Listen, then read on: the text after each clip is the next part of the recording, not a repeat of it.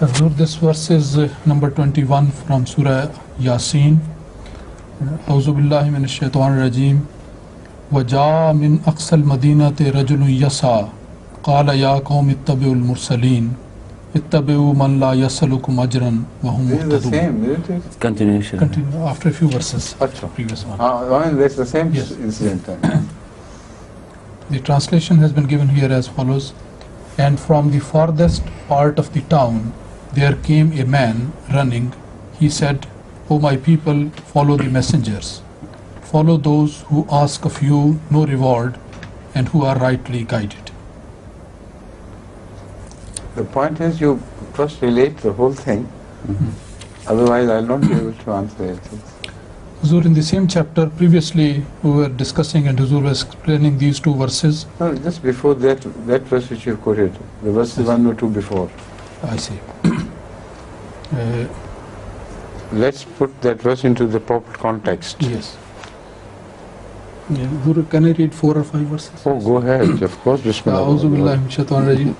واضرب لهم مثلا أصحاب القرية إذ جاءها المرسلون إذ أرسلنا إليهم اثنين فكذبوهما فعززنا بثالث فقالوا إنا إليكم مرسلون قالوا ما أنتم إلا بشر مثلنا وما أنزل الرحمن من شيء إن أنتم إلا تكسبون قالوا ربنا يعلم إنا إليكم لمرسلون وما علينا إلا البلاغ المبين قالوا إنا تطيرنا بكم لئن لم تنتهوا لنرجمنكم وليمسنكم منا عذاب أليم قالوا طاهركم معكم أئن ذكرتم بل أنتم قوم مسرفون وجاء من أقصى المدينة رجل يسعى قال يا قوم اتبعوا المرسلين اتبعوا من لا يسألكم أجرا وهم مهتدون وما لي لا أعبد الذي فطرني وإليه ترجعون أتخذ من دونه آلهة. Now this verse again puts us back into the same position of doubt as to who these were. That verse which you first mentioned was indicative of Hazrat Musa and Hazrat Harun and the third person who appeared and told his people, don't murder them and this and that. That was indeed applicable to al-Mursaleen, to these people. But this verse does not seem to be applicable. It seems to indicate a different story altogether. So let's take up those two all over again. Read that. Offhand, no such incident comes to me with reference to history, with reference to the human history and that of prophets. I don't remember any such incident having been quoted either by the Holy Quran, elsewhere or by any divine book which tells us of 3 prophets having been sent. Because here the expression is very clear. It does not refer to Moses and Harun alone. It refers to 3 different prophets of equal status as al-Mursaleen. You understand? So, thank you for pointing out, but this has created a grave problem for us now. Thanks to you again. Please tell me. The thing which I can say for certain is the style of this verse. Aqsa al-Madina is a reference to Egypt of the time of Hazrat Musa alayhi salam. The word Aqsa al-Madina, the expression is used elsewhere also. Somebody is coming from one end to the other. The 2 ends of the Medina of that period, of Egypt, of Cairo, should we call it, where at one end the pharaohs and the great royal houses are built. The pharaoh's palace and the great royal houses are built, and the other end is the end of the common people, most often Israelites. So that is why, with reference to the story of Hazrat Musa alayhi salatu wasalam, when it is decided that he should be murdered because he killed a man of the royal house, you read this, a man came running to him from Aqsa al-Madinah. You remember that? So the style is still, strangely, the same style as that of the Egypt of the time of Hazrat Musa alayhi salatu wasalam. So, but it adds a fourth man, in fact, now. But when a fourth man is added, then al-Mursaleen cannot refer to that third man, because he was not a Mursal as such. And he was not rejected as a Mursal. So this is the added problem, which we must understand clearly. The verse's style is that of the time of Hazrat Moses, and the Medina seems to be the same place of Cairo of olden days, but at the same time, this man who hurries from one place to another seems to be the fourth man, not the third man. But then he refers to all the three, if they are three, as prophets of Allah who have been rejected. The only thing which is I think which must be investigated now is whether three are mentioned or just Mursaleen are mentioned. Azazna bi Salisin is a very clear expression which includes two prophets and a third person. But here, read it again and we should find out, we should concentrate on this. Never before I took notice of this. Thank you for reminding me of all this. And thank you for, of course, the problem. Please. Verses إِذْ أَرْسَلْنَا إِلَيْهِمْ اثْنَيْنِ فَكَذَّبُوهُمَا فَعَزَّزْنَا بِثَالِثٍ. یہ کون سی ورس پڑھیں؟ وہی پہلی، وہ نہیں میں کہہ رہا، اسی ورس کو پڑھیں. ہاں. وَجَاءَ مِنْ أَقْصَى الْمَدِينَةِ رَجُلٌ يَسْعَىٰ قَالَ يَا قَوْمِ اتَّبِعُوا الْمُرْسَلِينَ اتَّبِعُوا مَنْ لَا يَسْأَلُكُمْ أَجْرًا وَهُمْ مُهْتَدُونَ. یہ اس سے پہلے کیا ہے؟ اس سے پہلے ورس سے پڑھیں. اس سے پہلے ہے قَالُوا إِنَّا تَطَيَّرْنَا بِكُمْ لَئِن لَمْ تَنْتَهُوا لَنَرْجُمَنَّكُمْ وَلَيَمَسَّنَّكُمْ مِنَّا عَذَابٌ أَلِيمٌ قَالُوا طَائِرُكُمْ مَعَكُمْ أَئِنْ ذُكِّرْتُمْ بَلْ أَنْتُمْ قَوْمٌ مُسْرِفُونَ. وَجَاءَ مِنْ أَقْصَى الْمَدِينَةِ رَجُلٌ يَسْعَىٰ قَالَ يَا قَوْمِ اتَّبِعُوا الْمُرْسَلِينَ اتَّبِعُوا مَنْ لَا يَسْأَلُكُمْ أَجْرًا وَهُمْ مُهْتَدُونَ. Now here the word Mursaleen may apply to all the prophets as such. That seems to be the only solution to me, because the context is the same. And the three which are mentioned earlier in this verse are not the ones who have been rejected. Only two of them have been rejected, for whose sake the third one appeared. But this statement is, I think, is a generalized statement which applies to all the prophets of Allah. O my people, do not reject or defy Al-Mursaleen. Al-Mursaleen is a class of prophets. So that could be the escape route, the only possible escape route, I think. You understand? Please. That's only one part which has been, I hope, resolved. But the second part is who came from where and to whom did he address. So read the verse again and we should determine that and try to determine that. Huh? Follow the problem? Good. وَجَاءَ مِنْ أَقْصَى الْمَدِينَةِ رَجُلٌ يَسْعَىٰ قَالَ يَا قَوْمِ اتَّبِعُوا الْمُرْسَلِينَ اتَّبِعُوا مَنْ لَا يَسْأَلُكُمْ أَجْرًا وَهُمْ مُهْتَدُونَ. Yes. Who are they?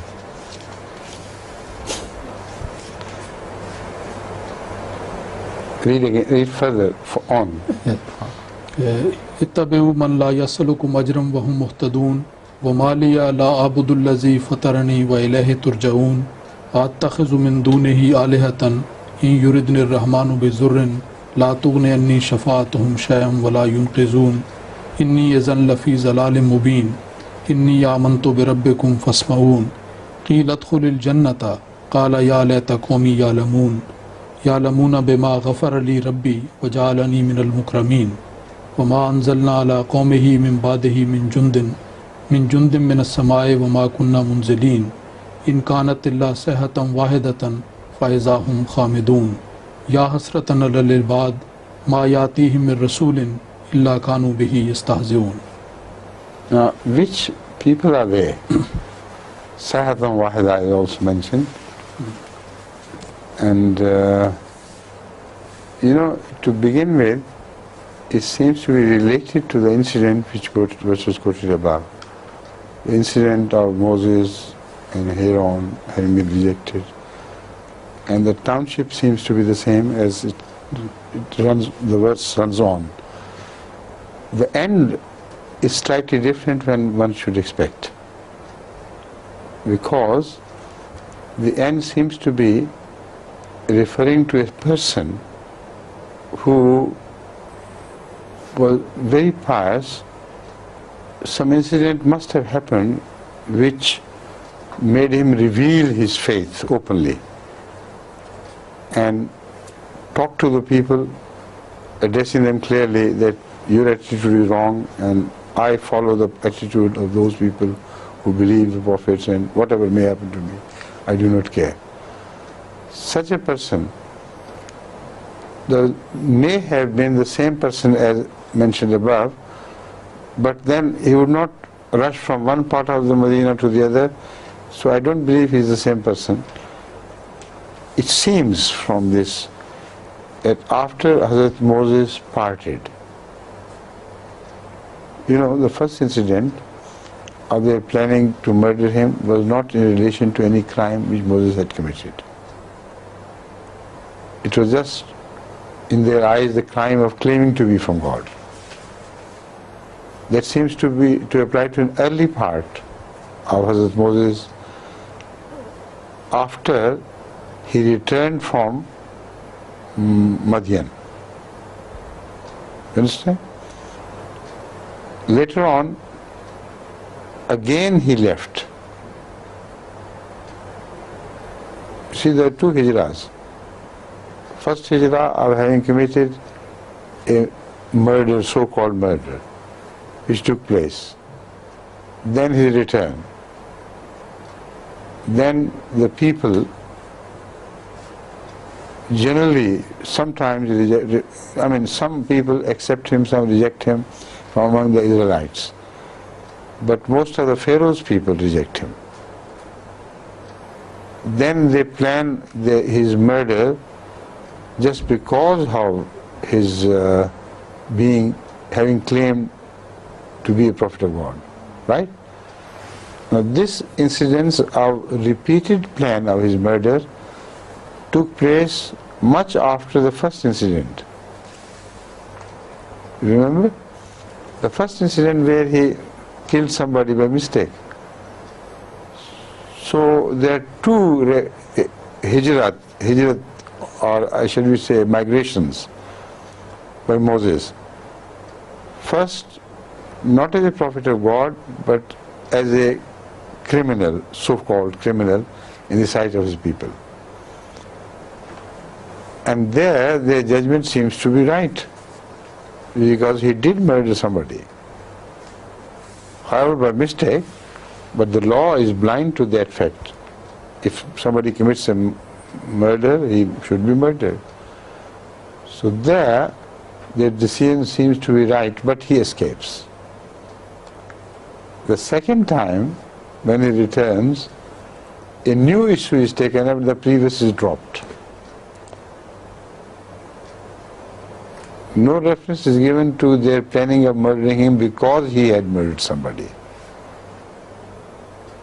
A new issue is raised.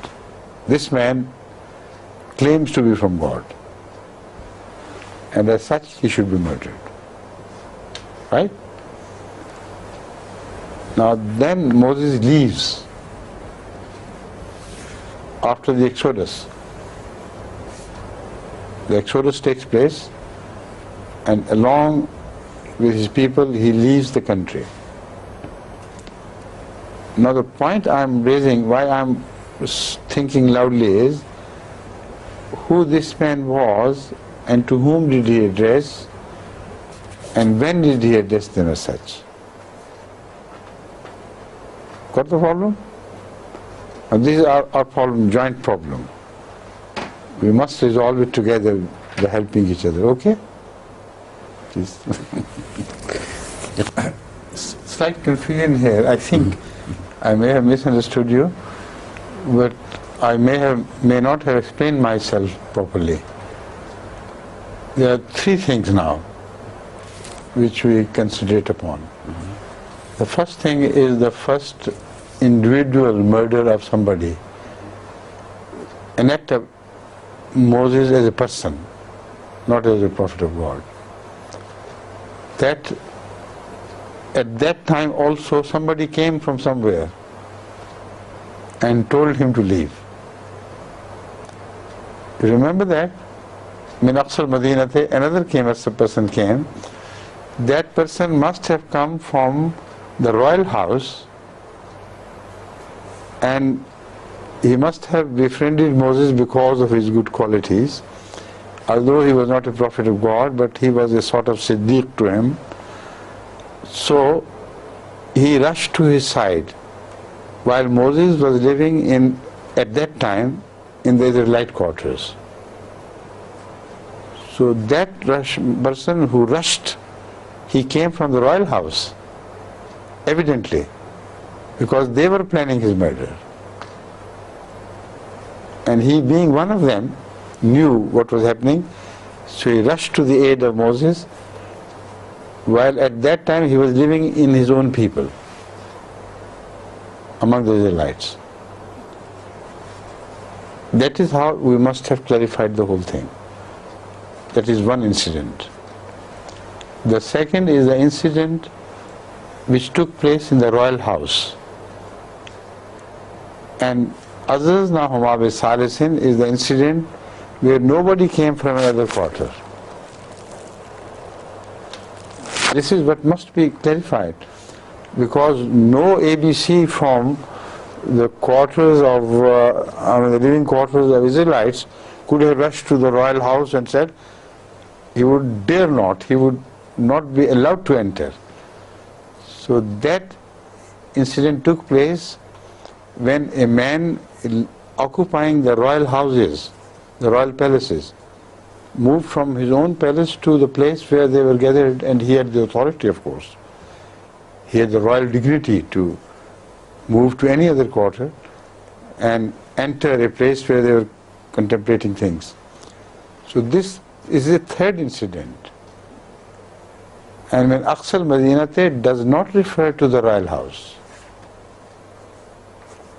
No person left the houses of Israel and went to royal house evidently. No person came from there, because he said, Ya Qawmi, O my people. So it's a completely different incident which must have taken place. This should be clarified, then I'll explain further what I think happened to which this verse is referred. Having understood this, a problem arises. If he belonged to the people of the Israelites, why should he have been referred to as coming from Aqsal Madinah? Because no Israelite could have gone to the palace to tell them that there is a prophet of God. Only Aqsal Madinah can be referred to royal houses and the houses occupied by Israelites. They are two different, distant places in one Medina. So why the Holy Quran again refers to Aqsal Madinah? Could it be possible that the same royal person was highly revered and respected by the entire township, and his voice, if added to the claim of Jesus, Hazrat Musa alayhi salatu wasalam, would be paid more respect. If that is possible, then the scenario changes to a very different scenario. Then it means that after Hazrat Moses had claimed, after the row had started, the people of Hazrat Moses and Harun did not agree altogether to their prophethood. There must have been rows among them. Some might have just succumbed to their superior political authority, and they might have been convinced that to leave this country and move away is right. Now, we understand that after the Exodus, a large number from among them were not true believers.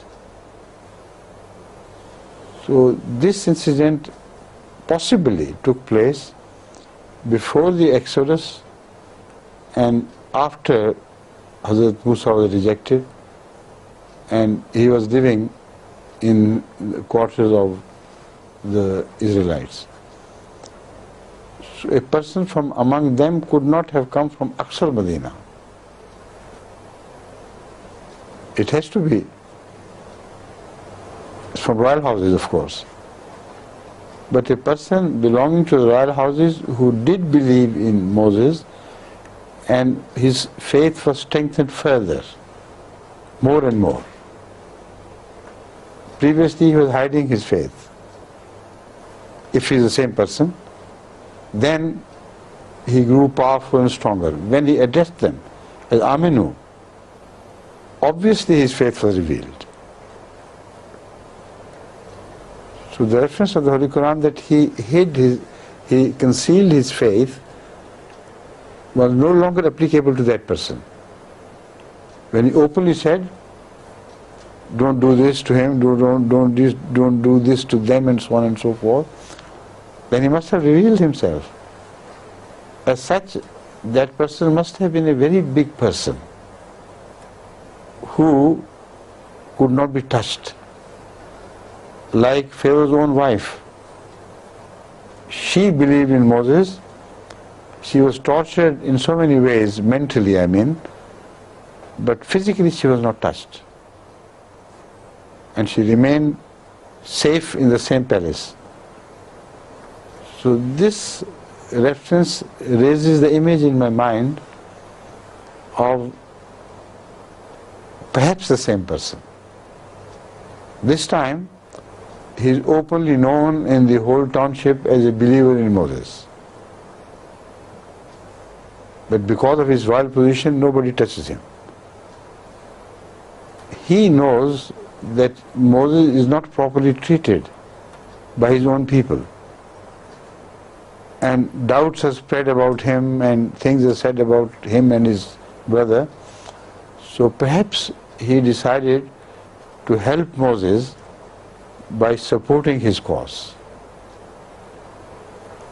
And as such, if this is the man, he must have grown more and more pious in the sight of Allah.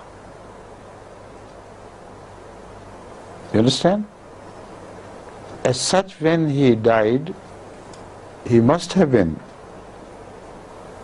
treated with honor by Allah's angels, and he remembers at that time what he had done, and his people did not fully agree with him, and he says, Ya layta qawmi, or oh why, oh woe to the people, my people.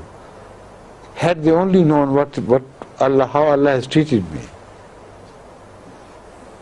then they might have treated Moses with respect and Aaron with respect and might not have gone astray. This seems to be a possible scenario to me. If I'm wrong, I'll have to reconsider the whole verse and things, but I can't see any other explanation of this verse which may fit into this context. If anybody has an idea, let him suggest to me. Okay. Now, having said that, I have reconsidered the whole thing, and two problems have again arisen, which this solution, though apparently a good solution, this solution does not solve those two problems. What are those problems? Number one, that he addresses the people as his own people. While Aqsa al-Madinah indicates the royal house, how could he call the Israelites his own people? You understand? So that is one problem. The second is, he refers to as-saha, or the Quran refers to as-saha, which does not apply to the drowning of Pharaoh and his army, because that one was not a saha which did it. You understand? Now, as an afterthought, this is the new problem which faces me. And with the grace of Allah, I think I have resolved it. I feel I have resolved it. You remember the Holy Quran refers to Haman. And he was buried by a saha, by a great saha, which split the earth, and he was buried along with his treasures. He was not a people of Pharaoh's family. He was a person of Israelites, belonging to Israelites. This the Quran has very clearly been related, who had been treacherous to the cause of Israelites. And as such, he was honored by the pharaohs, and he was brought to live with them as a great man of Pharaoh's people and army and royal houses. So he was in fact a man who did not belong to Pharaoh's people, but by his misbehavior and treachery, he was honored by Pharaoh to be as if he belonged to his people. This we know from our experience happened in India when the British ruled India. They were sometimes very specially helped by great people of the time against the interest of the Indian people themselves. As such, they were honored and brought to the palaces, and they had access to the Seagull Lodge and so on and so forth. So it's a very similar case. Now, he must have got some other Israelites, relatives and others, who lived with him, and one of them is related by the Holy Quran to have objected against his attitude. So he must have been the person in this verse. One person from the royal house is mentioned in the Azazna part of the verse. One person from the Israelites who betrayed their cause and who was a traitor to them and had become a sort of royal person. He had some, naturally he was not just alone, many Israelites of his type or his choice must have surrounded him in his palace, because he also occupied a palace. He was so great, he rose so great in the sight of pharaohs that nobody could touch him, and he was allowed to build his own palace. Now, when I investigated him in a separate exercise, I don't know whether I spoke of this in this class or not, but I found out that this man was a means of amassing wealth for the pharaohs. He was a means of amassing their personal wealth, and he was instrumental in that, because he was the person who had access to buried treasures of the past pharaohs, and he had bands with him who would go to the old pyramids and knew where the treasures were buried. And he used to take them out and share it with pharaohs of the time, or the pharaoh of the time. In this way, he was indispensable. Like during the Second World War, some people became indispensable to Nazi Germany because they removed the most valuable pieces of art belonging to Hitler and others to safe deposits in Switzerland. So I don't want to go into the detail of that history, but people who know the history of the Second World War know it, that they were in fact spies of the West, but nobody could touch them because he has gained a reputation for being for being of help to such people who wanted to save their money. So the selfish motives got better of the people in power, and nobody suspected him of being a spy.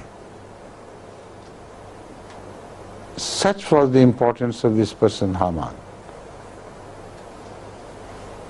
And he lived a free life of his own, and it is not possible for us to imagine, visualize, that he lived entirely surrounded by the people of Pharaoh. His own people who wanted to gain power through him must have amassed around him. And as such, we read in the Quran that some of those who spoke of his greatness were not the people of Israel who lived at the other end.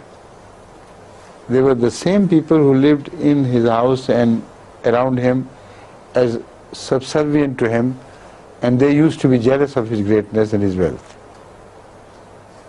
So some of them mentioned, we wish we had this wealth.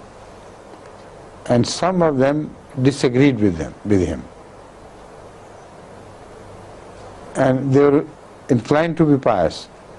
So after this incident of an earthquake or something which buried him and his money alive in the ground, it must have been a great earthquake with a great saha. Then the Holy Quran tells us that the pious people among them said, didn't we say, this is not good. In vain you wished his wealth while God has taught you a lesson. I'm speaking in general terms, not referring to the verse and its translation. Or could it be possible that one of Haman's court believed in Moses, like one of Pharaoh's court also believed in him? So that justifies a separate reference, like we find it here. So that man must have gone from royal palaces, because Haman had his own palace in the same area. He must have noticed that Moses and Aaron are not treated with the due respect, and their own people many of their own people have rejected them.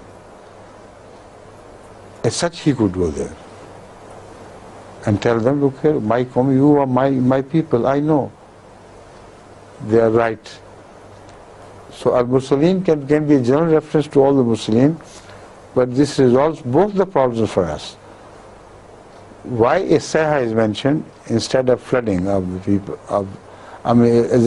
instead of the flood, and why the person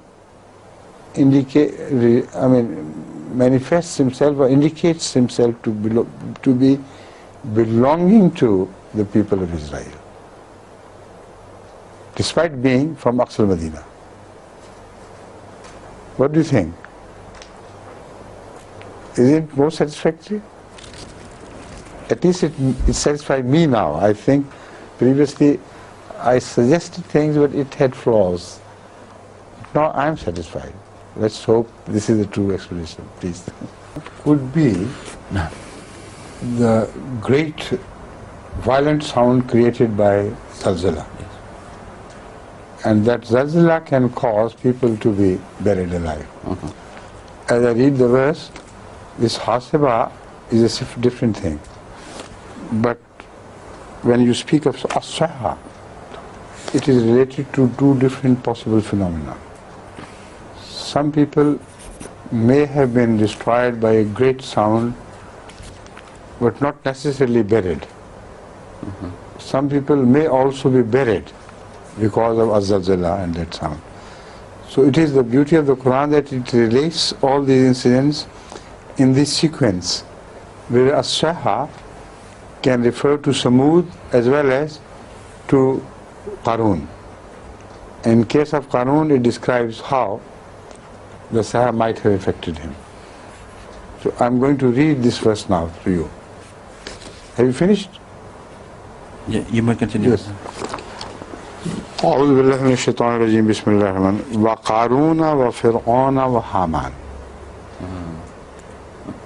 See people, وَلَقَدْ جَاءَهُمْ مُوسَى بِالْبَيِّنَاتِ فَاسْتَكْبَرُوا فِي الْأَرْضِ وَمَا كَانُوا سَابِقِينَ. They could not run away from Allah's decree. كُلًّا أَخَذْنَا بِذَنبِهِ فَمِنْهُمْ مَنْ أَرْسَلْنَا عَلَيْهِ حَاصِبًا. Because before the people of Samud are mentioned, whom Hasiba had taken over. Rain of stones, buried them. وَمِنْهُمْ مَنْ أَخَذْنَاهُ السَّيْحَةُ وَمِنْهُمْ مَنْ خَسَفْنَا بِهِ الْأَرْضَ وَمِنْهُمْ مَنْ أَغْرَقْنَا. Now the order is not clear to me because I don't exactly remember the order in which these incidents took place. But one thing is clear to me. أَخَذْنَاهُ السَّيْحَةُ وَمِنْهُمْ مَنْ خَسَفْنَا. As-sayha can cause different phenomena. As-sayha is also related to zalzala, which can bury people alive. As-sayha can also refer to such calamities of great terrorizing sounds, which may kill the people, but may not bury them alive. So this is the sequence. This indicates, I have to refer to history, the real evidence, that the act of Aghraqna must have taken place after Qarun was buried. Because this is the sequence of these verses. And now I think it has to, because after that no one from there could go to Moses anyway, he was not there. After the flood, the reference to Egypt is finished. Then we move along Moses and what happened to him later on. The history we develop later. So this verse of the Quran also indicates that Qarun's burial must have taken place before the incident of the flood. See? Thank you for your question. It has revealed so many new things to me. While I read these verses, almost with closed eyes. It never occurred to me that these have to be resolved. Thank you. And the time is over. I'll give a brief next time. Huh? Yes. Next time? I'll give a brief of the whole thing. Okay. Inshallah. Assalamu alaikum. Assalamu alaikum wa rahmatullahi wa barakatuh.